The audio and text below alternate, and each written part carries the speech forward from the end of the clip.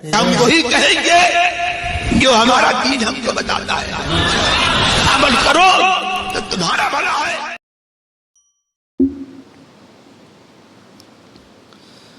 بسم اللہ الرحمن الرحیم۔ درود پاک پڑھ لیں۔ اللہم صلی علی سیدنا شفیعنا نبینا مولانا محمد مبارک وسلم۔ صلاۃ و سلام علیک سیدی یا رسول اللہ صلی اللہ تعالی علیہ وسلم۔ بسم اللہ الرحمن الرحیم۔ ان الذین آمنوا والذین ہاجروا وجاہدوا فی سبیل اللہ اولئک یرجون رحمت اللہ واللہ غفور الرحیم۔ وہ جو ایمان لائے اور وہ جنہوں نے اللہ کے لیے اپنے گھر بار چھوڑے، وجاہدوا فی سبیل اللہ اور اللہ کی راہ میں لڑے، اولئک یرجون رحمت اللہ وہ رحمت الہی کے امیدوار ہیں، واللہ غفور الرحیم اور اللہ تبارک و تعالی بخشنے والا مہربان ہے۔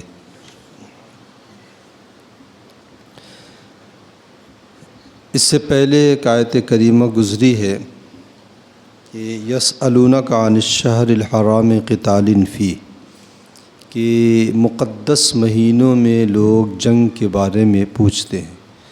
یہ حضرت عبداللہ ابن جحش رضی اللہ تعالیٰ عنہ کا واقعہ جو پیش آیا تھا 2 ہجری میں غزوہ بدر سے پہلے، تو اسی واقعے کے بارے میں کہ رجب کا مہینہ شروع ہو چکا تھا، انہیں معلوم نہیں تھا، انہوں نے سمجھا تھا کہ جمادی الاخرہ کی آخری تاریخ ہے، اور کفار سے جو ہے برسر پیکار ہو گئے وہ، تو اس پر کافروں نے اعتراض کیا، واویلا مچایا۔ تو ان کی صفائی میں وہ آیت کریمہ اللہ رب العزت نے اتاری، اور جس میں فرمایا ہے کہ ان سے کہہ دو کہ اشہر حرم میں جنگ تو گناہ ہے، لیکن اس سے بڑھ کر کے گناہ یہ ہے کہ اللہ کی راہ سے، اس کے دین سے روکنا، اور حرم سے لوگوں کو روکنا، اور وہاں کے رہنے والوں اور وہاں کے باشیوں کو ظلماً نکالنا، یہ اس سے بڑھ کر کے گناہ ہے۔ تو اس سے جو ہے حضرت عبداللہ ابن جحش رضی اللہ تعالی عنہ کے حوالے سے جو یہ بات ہو رہی تھی کہ انہوں نے اشہر حرم میں جہاد کر کے گناہ کیا، تو یہ ان کے اوپر جو الزام تھا، یہ الزام سے وہ بری ہو گئے۔ تو جب وہ اس الزام سے بری ہوئے تو وہ بارگاہ رسالت میں آئے حضرت عبداللہ ابن جحش، اور ایک روایت میں یہ ہے کہ کچھ لوگوں نے کہا کہ ٹھیک ہے، اب ان کے ذمے گناہ تو نہیں، اب ان پر کوئی الزام تو نہیں، کیونکہ انہیں چاند کی اطلاع نہیں تھی، تو ان پر کوئی الزام تو نہیں، لیکن یہ کہ انہیں کوئی ثواب بھی نہیں ملے گا۔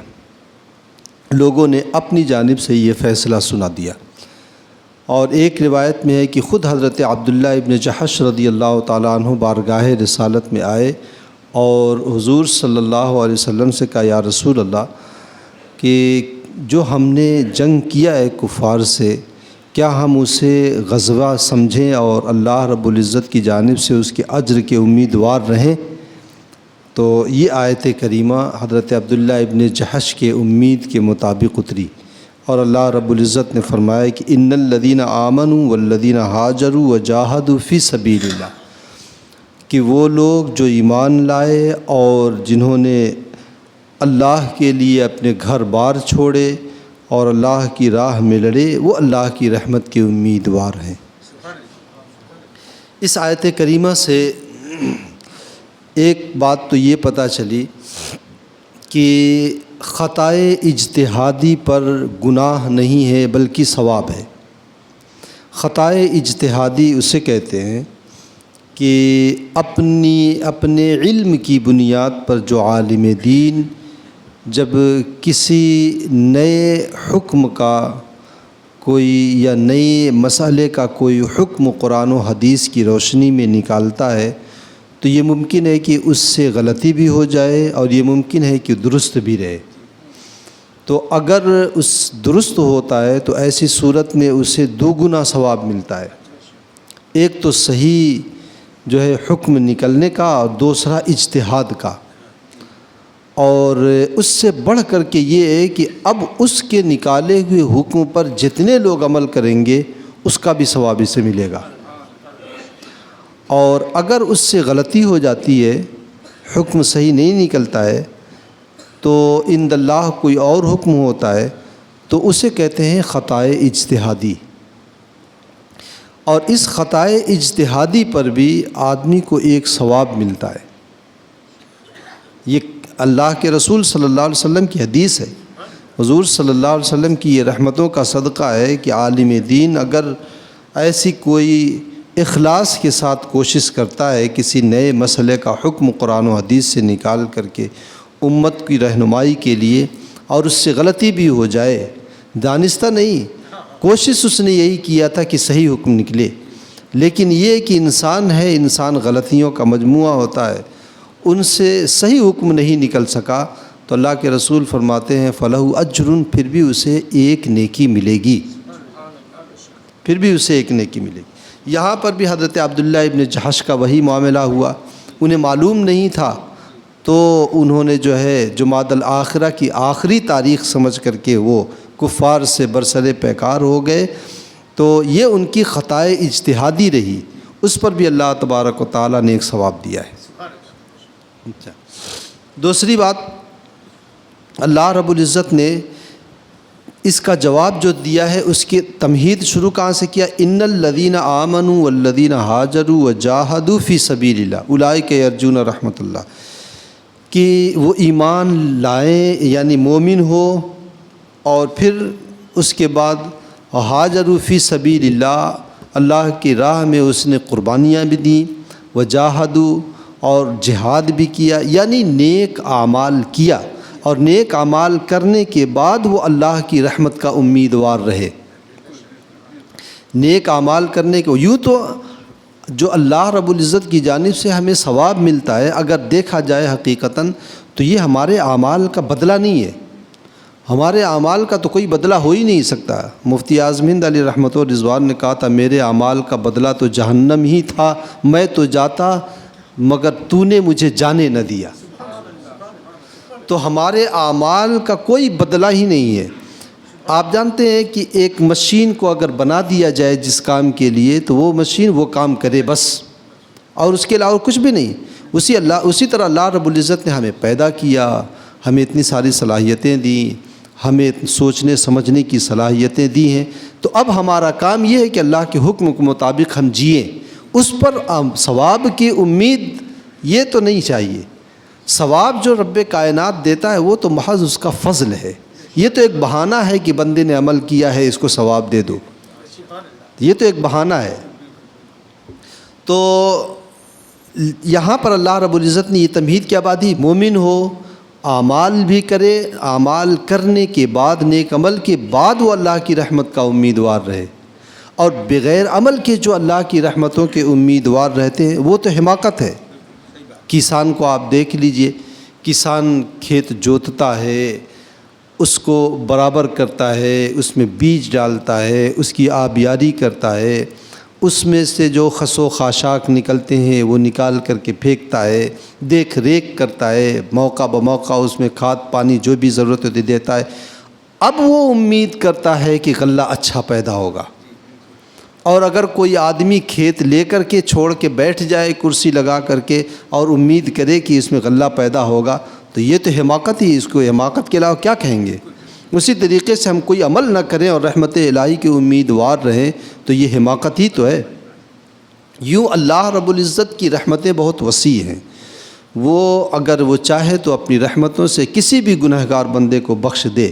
لیکن جو اصول اور ضابطہ ہے وہ ضابطہ یہی ہے کہ عمل کر کے، نیک عمل کر کے پھر اللہ کی رحمتوں کے امیدوار رہیں. صحابہ کرام رضوان اللہ تعالیٰ علیہ مجمعین کا طریقہ بھی یہی تھا.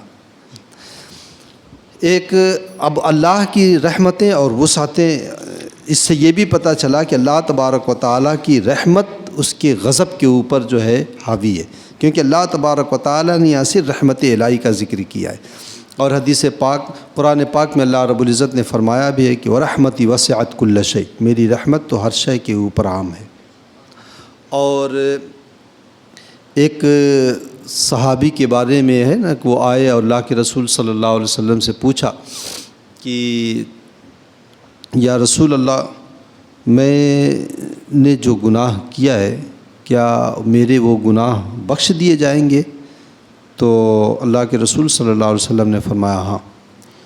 تو وہ صحابی گئے اور پھر بعد میں آئے اور آ کر کے کہا کہ یا رسول اللہ، میرے گناہ بہت زیادہ ہیں۔ تو اللہ کے رسول نے کہا کیا زمین و آسمان سے بھی زیادہ ہیں؟ کہا نہیں، اتنے تو نہیں ہیں۔ تو اللہ کے رسول نے فرمایا کہ میرے رب کی رحمتیں زمین و آسمان کے چپے چپے میں آئے، تو رب کی رحمتوں سے بڑھ کر کے کچھ بھی نہیں۔ تو مزدع رحمت اللہ کے رسول صلی اللہ علیہ وسلم نے اسے سنایا۔ تو بندہ اگر گنہگار ہو تو نا امید نہ ہو، وہ اللہ کے عدل سے اور اس کے عذاب سے ڈرے، لیکن نا امید نہ ہو۔ نا امیدی کفر ہے۔ قرآن پاک میں اللہ رب العزت نے فرمایا ہے کہ اِنَّهُ لَا يَيْأَسُ مِن رَحْمَةِ اللَّهِ إِلَّا الْقَوْمُ الْكَافِرُونَ، اللہ کی رحمت سے تو کافر ہی نا امید ہوتے ہیں۔ لیکن اتنا امیدوار ہو جانا کہ اس کے عذاب اور اس کی قہاری یا جباری سے بالکل نہ ڈرنا، تو یہ تو جو ہے سخت جو ہے جہنم کے عذاب کے اوپر جرأت ہے۔ تو آدمی اللہ رب العزت کی رحمت کا امیدوار بھی رہے اور اس کے جو ہے عذاب سے آدمی ڈرتا بھی رہے، اور یہی جو ہے مومن کی شان ہے۔ وہ حدیث کے الفاظ مجھے یاد نہیں آ رہے ہیں، جس کا مفہوم یہ ہے کہ امید و بیم یعنی خوف اور اللہ تبارک و تعالیٰ کی رحمت دونوں کی امید جو ہے دونوں کی آدمی کے پاس ہو۔ غالباً کسی صحابی کا واقعہ ہے، ان کے آخری وقت اللہ کے رسول صلی اللہ علیہ وسلم نے پوچھا تھا کیسا پا رہے اس وقت اپنے آپ کو؟ کہا یا رسول اللہ، گناہوں کی وجہ سے ڈر تو لگ رہا ہے، لیکن رب کی رحمتوں کا امیدوار بھی ہوں۔ تو اللہ کے رسول صلی اللہ علیہ وسلم نے فرمایا پھر تم بامراد ہو گئے۔ ایک شخص تھا، بڑا گنہگار تھا، یہ ایک بزرگ گزرے ہیں، ابو عمرو نامی ایک بزرگ گزرے ہیں۔ تو وہ جا رہا تھا، اس کو پولیس گرفتار کر کے لے کے جا رہی تھی کسی جرم میں۔ تو انہوں نے دیکھا اس کی ماں پیچھے پیچھے روتی دوڑتی ہوئی جا رہی تھی۔ انہوں نے دیکھا، انہیں رحم آیا، انہوں نے جو ہے سفارش کر کے یا کسی طریقے سے اس کا جرمانہ وغیرہ ادا کر کے اسے چھڑا لیا۔ لوگوں نے کہا کیوں چھڑا لیا؟ یہ بہت گنہگار شخص ہے، معاشرہ اس سے تنگ ہے۔ وہ چلا گیا۔ کچھ دن کے بعد وہ بزرگ جو ہیں اسی عورت کے مکان کے پاس سے گزرے، تو وہ عورت رو رہی تھی۔ تو انہوں نے پوچھا ماجرا کیا ہے؟ تو اس نے کہا کہ میرے بیٹے کا انتقال ہو گیا ہے، اور اس نے مجھ سے کہا ہے مرتے وقت کہ میری موت کی خبر کسی کو مت دینا، اور مجھ کو رات کے اندھیرے میں قبرستان میں لے آ کر کے دفن کر دینا، اور میری انگوٹھی جس پر کلمہ طیبہ لا الہ الا اللہ محمد الرسول اللہ لکھا ہے، اس کو میرے ساتھ میرے قبر میں رکھ دینا، اور میرے لیے دعائے مغفرت کر دینا۔ تو کہتی ہے کہ میں نے جب اسے دفن کیا، دفن کرنے کے بعد میں نے اس کے لیے دعا کے لیے ہاتھ اٹھائے تو قبر سے آواز آئی کہ والدہ آپ جائیے، میرے رب کی رحمت بہت زیادہ ہے۔ تو اللہ تبارک و تعالیٰ کی رحمتیں بہت وسیع ہیں، لیکن یہ کہ اللہ تبارک و تعالیٰ کی قہاری، اس کی جباری سے، جہنم کے عذاب سے آدمی کو لرزاں اور ترساں بھی رہنا چاہیے۔ واللہ غفور الرحیم، اور اللہ تبارک و تعالیٰ مغفرت فرمانے والا مہربان ہے۔ اللہ تعالیٰ ہمیں اور آپ کو اپنی رحمتوں کے سائے میں رکھے۔ اللہم صلی علی سیدنا شفیعنا نبینا مولانا محمد مبارک وسلم، صلاۃ و سلام علیک سیدی یا رسول اللہ صلی اللہ علیہ وسلم۔ اللہم ربنا تقبل منا انک انت السمیع العلیم وتب علینا انک انت التواب الرحیم، وصلی اللہ تعالی علی خیر خلقہ ونور عرشہ وقاسم رزقہ محمد وعلی آلہ واصحابہ اجمعین برحمتک یا ارحم الراحمین۔